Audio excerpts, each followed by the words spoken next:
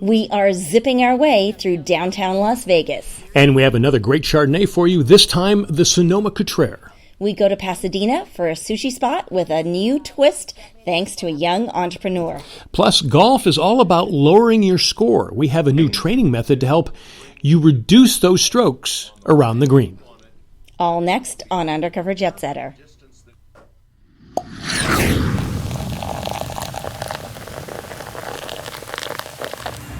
Cheers, everyone. Cheers. Welcome. We are in downtown Las Vegas, not to be confused with the Las Vegas Strip. And actually, we are downtown. We're at the Fremont Street Experience. You can hear all the activity going on here. And downtown Las Vegas is actually in the city of Las Vegas. The Strip is in Clark County. And they've had some competition over the years as to trying to get more tourists here. And the Strip has been winning an awful lot, but no longer is downtown Las Vegas dwarfed by the Las Vegas Strip. No, that's for sure. And downtown Las Vegas is nothing like the Strip. It's cool and quirky. Not as polished or refined, maybe a bit bohemian and cheaper, but no less fun. The best place to start is at the Fremont Street Experience. And it is flying high thanks to Slotzilla. Slotzilla is two different rides. One is the zip line that is 77 feet off the ground that flies you 850 feet down the Fremont Street electric canopy. And then the Zoom line lets you fly superhero style 114 feet off the ground for 1,700 feet. And lots of folks come here to soar in Vegas. Oh my gosh, it was insane. It was so much fun. That's the whole reason we came to Vegas. It was like one of the highlights for us. Just to do this? Mm-hmm. Wow. So, Was it everything you thought it would be? yes, it was amazing. It was a lot of fun. I screamed my lungs out. I'm terrified of heights. Yeah. I thought this was pretty stupid, but it was fun. Were you frightened at all? Terrified, but it was great. And then they told us, they like to make little jokes while you're up there, and like, where the parachute is, and where the ripcord cord is, and did you see the training video? And we're like, what? And they're like, bye. And then, yeah. Cool. Yeah. Oh, I loved it. It was a little terrifying. I wasn't scared until I saw it open and there was like nothing there. But then when they actually released, it was like free falling and it was awesome. You feel pretty safe? Oh yeah, definitely. Yeah, I didn't think it was gonna break. Didn't think the cord was gonna break it off.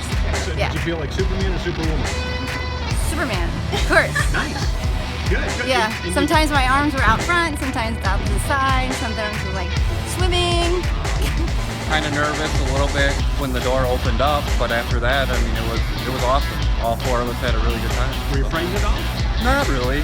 No, a little bit of the unknown fear when you first come out, but other than that, I thought it was a good ride. Definitely worth the money. And it is my 30th birthday today. Was it worth it? It was damn right. It was. The Fremont Street Experience is great for just walking around and people watching. Bars are everywhere. For the guys, there are hot girl bartenders in skimpy outfits. And for the gals, there are hunky male bartenders too. Many of them know the showmanship of the cocktail. Oh, sure, you're good, but you're not as pretty as they are over there. Depends on who you ask. There are plenty of eateries in the many old-name casinos that have been here for decades. Hugo's Cellar is a tradition for many locals and longtime visitors. But for some real history, go to the Golden Gate Hotel where they have been serving up shrimp cocktail, the original shrimp cocktail, since 1959. Now you can also visit the Mob Museum. I mean, where else would you put this with this city's history? Even the city's previous mayor was a mob lawyer. That's right. The museum exhibits the mob's role in the city, but also the lawmakers and feds who cleaned up the town. Although the mob is technically gone from Vegas, the joke among locals is the mob is still here. They just wear white collars, a dig to the corporate entities that own most of Las Vegas today. But downtown Las Vegas is not all old school. In fact, it is really quite modern and hip. Yeah, you can go shopping at the Las Vegas North Premium Outlets. This is an outdoor mall with tons of high-end shops at outlet store prices. Some locals just come here just to walk around. And getting around town is not difficult either. Yes, there is Lyft and Uber, but the bus system here also runs on a 24-hour basis for this town that doesn't sleep. And Vegas is making some modern history downtown here. Notice this strange building. The design, however, is fitting for both new architecture and also for its purpose. It is the Lou Ruvo Center for Brain Health. Now, this is connected to the Cleveland Clinic, and it is solely dedicated to finding more effective treatments for patients with brain diseases and their families. Downtown Las Vegas also boasts of the Smith Center. This is a state-of-the-art performing arts center that copied all the great features of the world's top opera houses. Besides concerts, there are a wide range of performances from Broadway to dance, jazz, contemporary, and also family events. So even if you come to the Strip, don't forget to take a ride or maybe a short flight to see some of the Las Vegas past and future downtown. And we should say that time didn't allow us to go on Slotzilla, but we are going to do it, right? Yeah, next time. I'm going on the zip line and you're going on the Zoom line. Okay, So you can be Superman. it's a deal. We're going to do that. Now there is so much to see and do here in Las Vegas. You could not gamble and still stay here for a month and never get everything done. Yeah, and that's why we are here, to try to give you as much as possible. When we come back, we're going to talk about another great Chardonnay.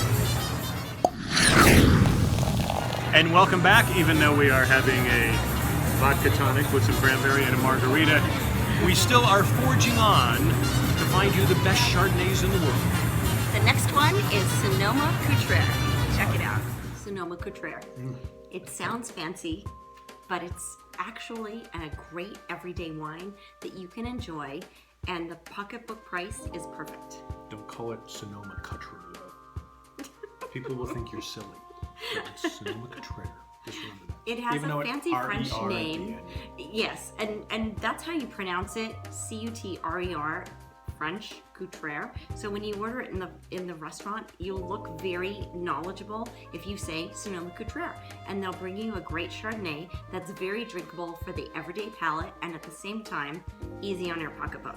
And it's really a staple for your home. If you are someone who drinks Chardonnay a lot, this is a good staple to have because it's not too expensive. You can get it at the grocery stores.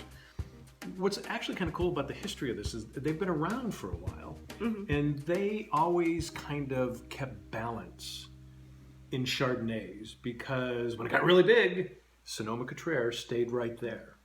They didn't follow the trend, and they always kept balance. And I think that's one thing that's great about it. Is it something you can drink with everything? Very sippable, very sippable. I think goes with a lot of different foods: chicken, fish, shrimp, shellfish, absolutely pork and lamb. I want to say it goes with certain cheese for sure. I want to say it goes with certain types of beef, maybe a tri-tip or something like that, that's thinly sliced. Especially if you have, like a tomato sauce or something, I think it would go very well with that. How about a lamb? Yeah, lamb, definitely, absolutely. A lamb, even with mint. Spanish food, I think it would go very well with Spanish food. It'd be great paella. Paella, absolutely. Good with cilantro, anything with that, be very good. So it's a great wine because, again, it's got good acidity for a Chardonnay, which when you smell it, you can get that minerality, and you smell the fruit and the minerality. And when you sip it, you actually get a nice silky fruit flavor with some nuttiness, some oak, some butter, some cream. Definitely that long finish of butter, cream, silkiness, but it also gives you a lot of minerality, which goes great with food. And again, we talk about the complexities of some of these Chardonnays. And a lot of them, if you just have them for the first time and you're trying different ones, you might think they kind of taste alike, but if you give it a little bit more time, you'll see that there are subtle differences there that really make it interesting. This one is just, doesn't clobber you over the head. It just kind of puts its arm around you and says, hey, let's just relax. Yeah, exactly. Join me for a nice afternoon glass of wine, some cheese. We talked about Columbia Crest being a great dinner wine to serve if you have a big dinner party and you've got to serve wine for everybody. This is another good choice. Absolutely. So we looked up some tasting notes for you from the winery. It says aromas of apple pie, Bosch pear, white peach accented with oak spice and a hint of vanilla, toasted nuts, touch of butterscotch, and light caramel. That pretty much describes it exactly. I mean, you can't go better than that. That's really what you're tasting, is the nuts and the fruit. and that is all from the soil and the terroir, but also the grape of the Chardonnay, just absorbing that. It's beautiful flavors. So I get the feeling really that all the grapes are grown right in the Sonoma region, right? No, you're absolutely right. And that's why we're tasting the way that we are compared to some of the other grapes that we've tasted, some of the other wines from different regions. We've said they're much buttery, oaky. This one is a good balance, and it is because the grapes are grown 100% in Sonoma. Would you say if you're somebody who's more prone toward a European or a French Chardonnay, this is a good compromise? Oh, absolutely. It's a good blend of a California big buttery Chardonnay and a French Chablis. Delicious. Sonoma Thank you, Sonoma Cutrer. Cutrer. Don't call it Cutrer. We love you.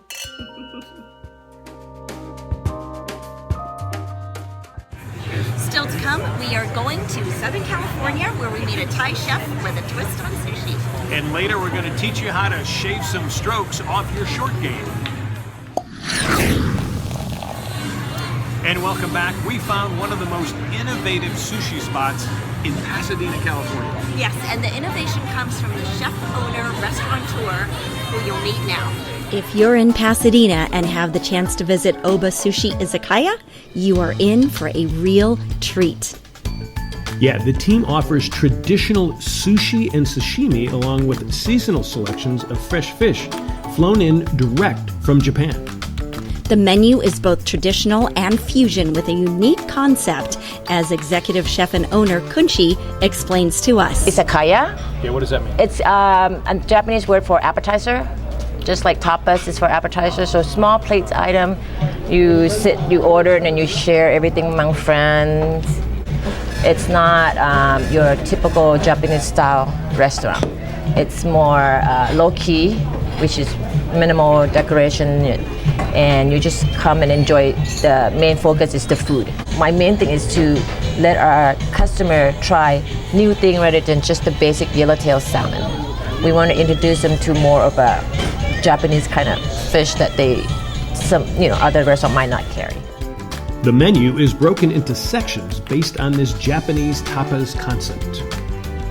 We had items from Izakaya, Oba specialty rolls, entree, and of course, premium sake.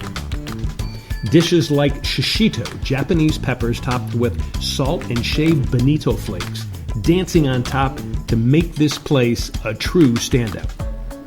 And Oba wings marinated in garlic, ginger, and soy sauce are another must-try.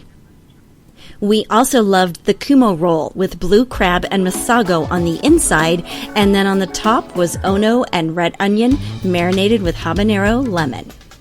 And this salmon carpaccio with Parmesan cheese, capers, and olive oil was a burst of flavors.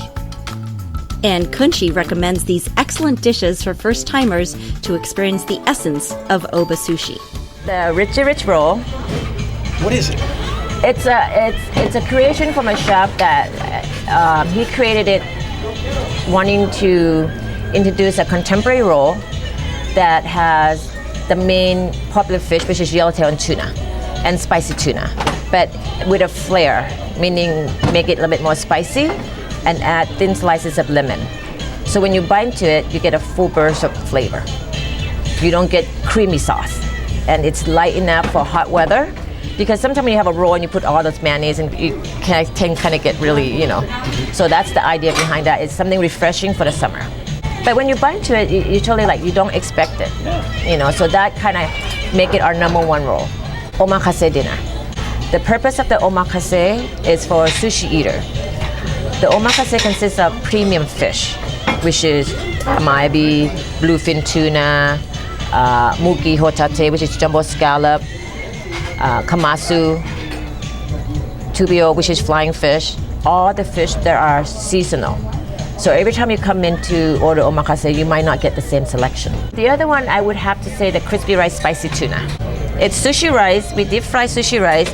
We top it with spicy tuna and the sweet eel sauce and the spicy mayo. And because our rice is thin, it's not thick and chewy and great, it's crispy, it's much flavorful. And it's easier to chew on it because, sushi when you deep fry it, sometimes it gets sticky and all that stuff. And the spicy tuna, we just put on top of it. It is all about family and freshness at Oba Sushi. What impressed us was the dedication that Kunchi and all the staff have to the purity of fresh quality ingredients. They have all known each other for years and work together as a real family. All of this has to do with my head chef. He goes to the market. He, on a Friday at 6 in the morning, 5 in the morning, pick up premium fish from Japan that's flown in on Thursday. So you'll see like kamasu, you see like sake saba that you have on omakase, you see muki hotate, some premium fish that you don't usually see in a typical contemporary Japanese restaurant. That's the kind of restaurant, the kind of atmosphere I want the restaurant to be, is to introduce people to the right kind of food. Not just because it's in the market or anything like that, no. So, and we use quality stuff because we don't buy a lot. We buy day to day, 2 days, and that's it. And he goes to the market, I go to the produce market, so everything is pretty much fresh and handpicked. And it's all about the sake, because what goes better with sushi? And Oba Sushi has a premium sake list you'll want to indulge in. And the sake is good too, you have to admit. And we promote sake because sushi and sake goes. Oba Sushi is located in Pasadena on Glenarm and Marengo. If you're even close to the area, get yourself here for some amazing and authentic flavors. Definitely call ahead for reservations, but takeout and delivery are also available. And bring lots of friends to share all of these wonderful and fresh offerings that they have.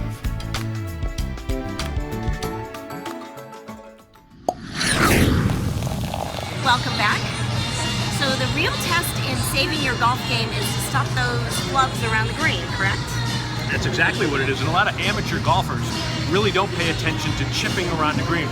That's when they get a lot of big strokes. Now we found a method that can get rid of all. Let's talk about the chipping aspect, because this to me I think is really a breakthrough in thinking. And one of the things that I always talk to people about is that I'm a single digit handicapper, but I'm really not a great ball striker. Where I'm really good at is around the green. And I learned that if I got up and down more than 50% of the time, I'm going to get down into the single digits as far as being that. And that's exactly what you're talking about here. That is true. What we try and do is teach the golfer to let the club do the work. Most golfers will take a club they've had a little success with, say a sand wedge, and play that sand wedge from 70, 60, 50, 40 yards, even chipping closely around the green. Well, the problem with that is then you are trying to change the direction and the speed of the golf ball by the length of your swing, and that's very, very hard to do. The pros do it, but us bogey golfers, we don't. So what we teach is 2 different strokes swings that will bring the golf ball on the line that you want it, and you'll be able to determine the distance that it goes, whether you're using a 60, a 55, or a 50-degree wedge that we provide each student. So when I leave here, after going through the pitching and chipping, I'm going to know how far my ball is going to roll and end up with each of the clubs that I would chip with. Absolutely. And if you don't know that, for the average golfer, it's the reason that there are many, many problems around the green, and that brings in not the bogeys, but the double bogeys and the triple bogeys, because they didn't know the distance, they didn't possibly know the direction, or were able to hit it the right direction. With what we teach, we not only have the ability to show the direction to within a yard for all of our swings, but also to control the distance so that if they miss it short or miss it long, they're still on line. And that's a huge issue for bogey golfers. And here's the novelty here with what you have here. So many of us that are used to hitting into screens are used to just pounding the ball into the screen. Here, you're actually using the screen for these soft shots. Yes, and it records it. Yeah, and we know exactly how many shots you've hit, how much you're offline, how much ball spin you're putting on it, whether it's a right spin or a left spin. but we have the ability to make sure that you have a comfortable distance that you know each club goes. And boy, John, does that make you confident in what you can do around the green. Absolutely. All you do is you look at it, you know your distance, and you just got to figure out it's going to go left or right or something like Exactly. that. So easy. And that's what makes a good golfer, and that's what makes lower scores. Exactly. You know, the average PGA Tour golfer gets up and down 70% of the time. They play golf courses that are so much tougher than we play, and they are getting up and down from less than 50 yards, but from positions that are impossible. If they played the same golf course as us, those numbers would be 90-95%. There's no reason in the world why the average guy with average coordination can't be shooting in the 80s. And one of the things that I've learned being, and I'm a single-digit handicapper, is when you score well because you're chipping well. That means you have very few putts. That brings your score down. I think this system really works. Yeah, no, it is fabulous. And if you're interested in getting your own lower your score golf session here in Las Vegas, check out jetsetterdeals.com. They'll have all your travel needs. It's easy and inexpensive, and they'll take care of everything for you. And don't forget, tweet us at UCFoodieTV, #Undercover Jetsetter. Tell us what you want to hear about, and we'll tell you as well. We'll definitely correspond with you. So. Absolutely. Cheers. Cheers.